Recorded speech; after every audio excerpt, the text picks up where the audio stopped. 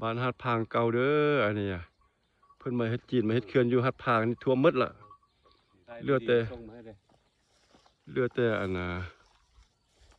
ซากวัดว่าซั่นเพิ่นว่าอยู่กลางน้ำนี่มันวัดก็บ่ฮู้แน่ว่ามันแท้บ่หรือว่ามันแม่นจริงบ่แม่นโอ้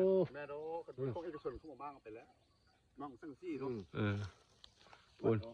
อันเขื่อนเฮ็ดมาที่พูนยิงมาออกของวัดเขื่อนเราอยู่ลุ่มๆพุ่นแหละยิงมาฮอดพี่เรานี่นะมีพ่อมางเนาะเขาอนุรักษ์ไว้คือบ่เห็น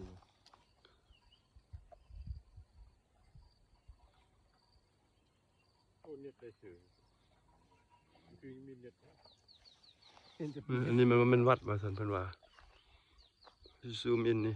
ย่อมากบ่ได้เป็นย่ย่อเลยเด้ครับกองตัวแจงแล้วส่งไปเด้ตะเวนแล้วมัน